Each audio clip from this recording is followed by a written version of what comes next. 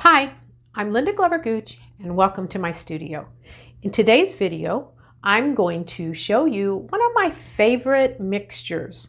I use it for a lot of rocks, or I'll use it in the flat laying ground in my foreground areas on roads. It's just a really cool color. And I actually came across this color back years ago when I used to paint still lifes. And I used to paint a lot of lace and different fabrics that would be on top of the still life table.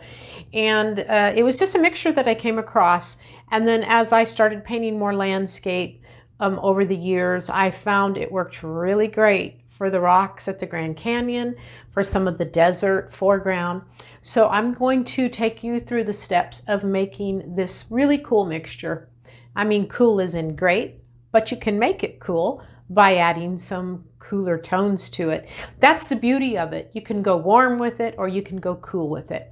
When you learn how to use the temperatures of your paints, it opens up another vast area of paint mixing.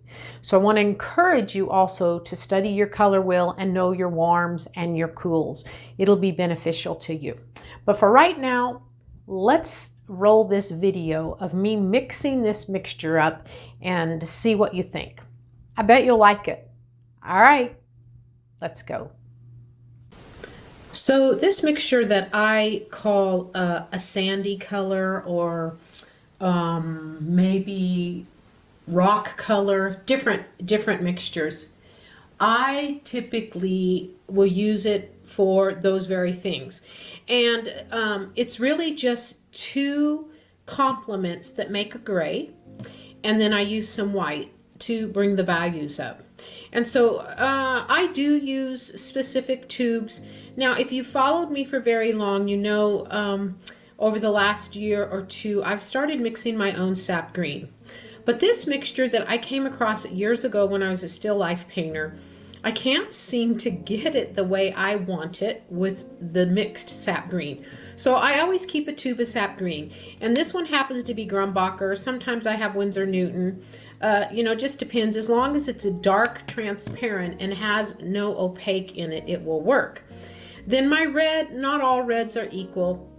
And my red has a little bit more orange in it than a lot of them. And that's why I've always stayed with this Grumbacher Cadmium Red Light. Other reds could work for you, but the mixture might be just a little bit different than what I'm doing here. It's the same red that I use when I make my air color. If you followed me, you know that I refer to this as my air color that I use in almost all my landscapes, actually. So it's Cad Red Light Grumbacher, and then I'm using Rembrandt Titanium White, which I've really come to love the Rembrandt White. It's very creamy. And so those are the mixtures that I'm going to use today to show you how to make this mixture up. Now, because I'm going for a light value, you always start with your white. And I'm going to make a fairly good sized pile that I can do some different things with it. Like I said, you can go warm or cool with it, and I'll show you that in this video. So I start with the green into the white. And then I'm going to start adding some of the red, pretty respectfully, but a good amount that I can at least see something happening. Still too green.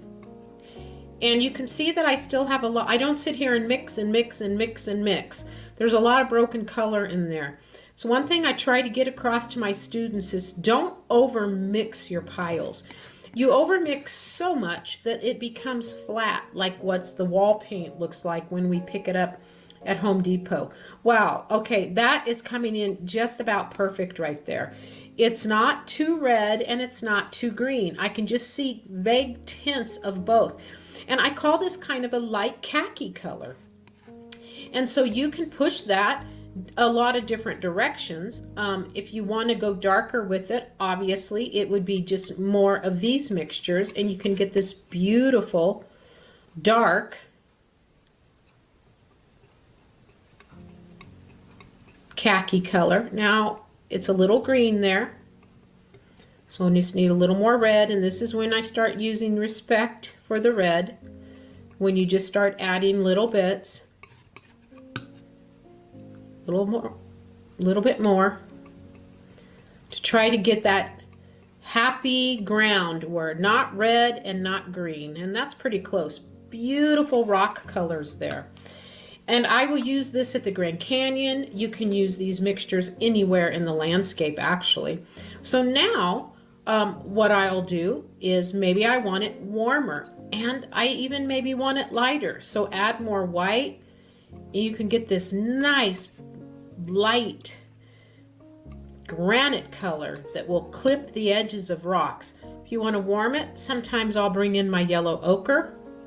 Just a touch of some yellow ochre, and I happen to use yellow ochre Pell of Winsor Newtons. I just am partial to it, but you can use whatever yellow ochre, and hopefully you can see the difference there. It's warmer.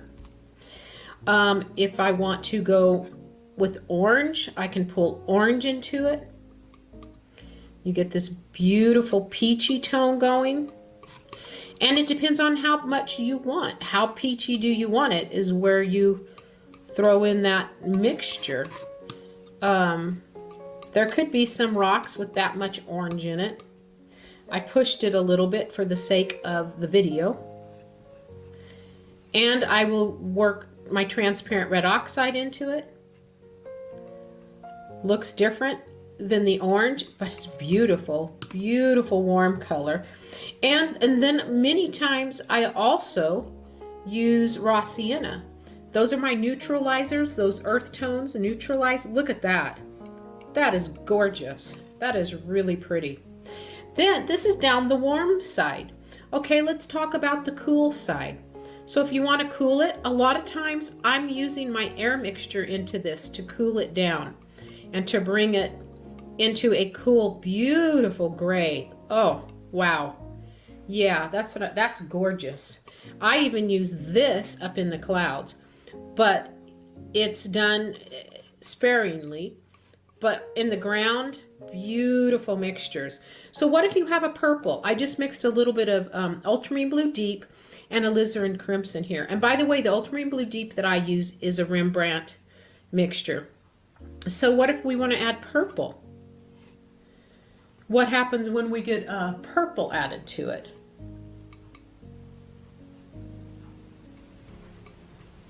Gorgeous. Violet. All right. And you can cool it with any of your mixtures. One mixture that I like to cool it with is I make a black with some ultramarine blue deep and transparent red oxide. And I have tube black.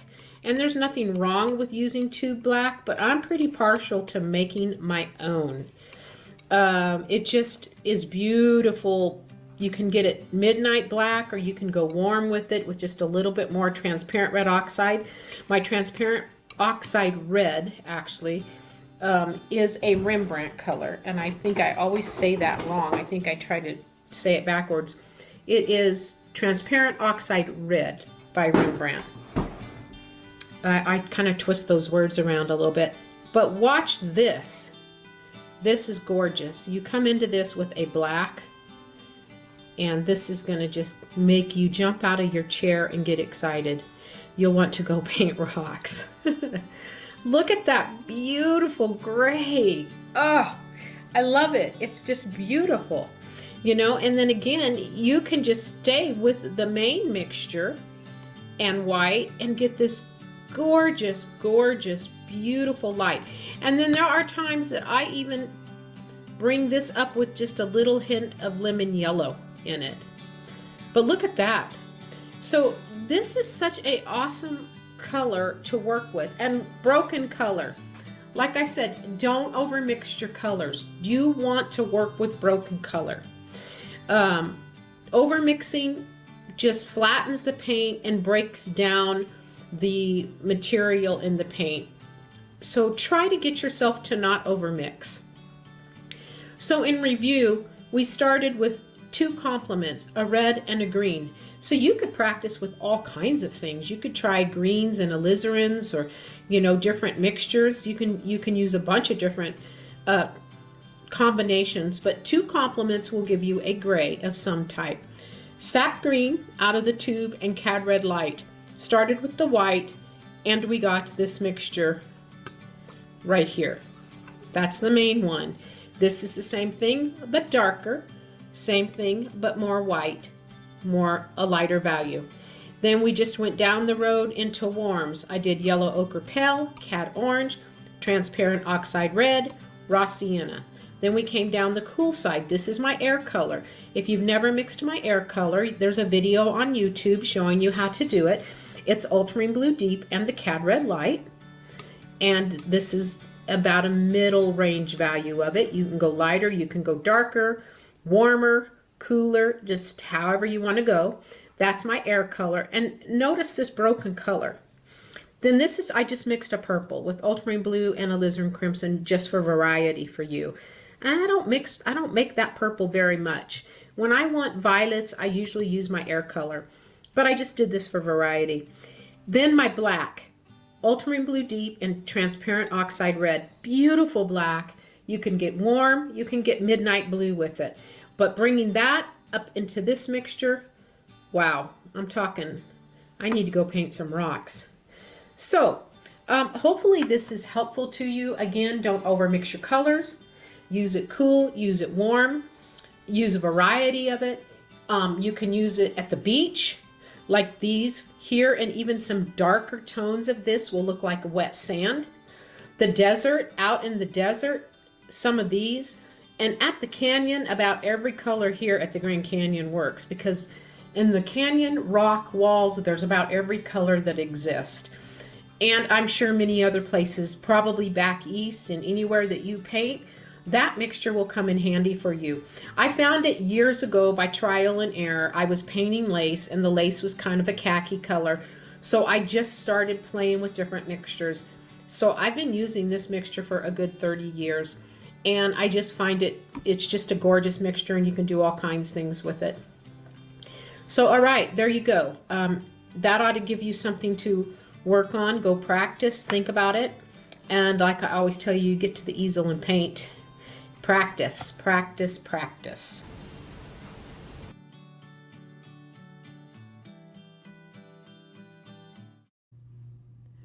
Well, hopefully you enjoyed that video. Mixing those three colors amazingly just to get the base color, the white, the green, and the red, are the complements. So you get some type of gray. And the beauty of that is you can keep it green, you can keep it red, you have a lot of areas to control it with. And then like I showed you in the video, ways to cool it and ways to warm it. So try this mixture out on your next landscape and see what you think. But one thing, just make sure that you don't overmix the color. Remember what I talk about. I teach it all the time to my students. I talk about it in different videos, and I mentioned it in this last video as well. Don't overmix. We don't want colors on our palette that look like it was mixed and mixed and mixed, like they shake that can at Home Depot, you know, how they shake those cans and they really get that color mixed up. We really are not striving for that. If you'll find a little less mixing, you'll end up with maybe some broken color and your paints won't go quite so flat. Sometimes I see students mix and mix and mix and mix those colors up so drastically that it does kind of flatten the color a little bit. We don't have to do that. The whole idea is to try to work with some broken color and you'll find a difference in your paintings when you do. So enjoy trying this color. White, sap green, and cad red light. Now it will depend on brands. What brand you use does make a difference. That's why I established that, which brand I'm using, and it just gives you, you can mix it probably with any sap green, but it might be a little bit different mixture, but it would probably still be nice. But I happen to use specific brands, and so I always tell you that in my videos.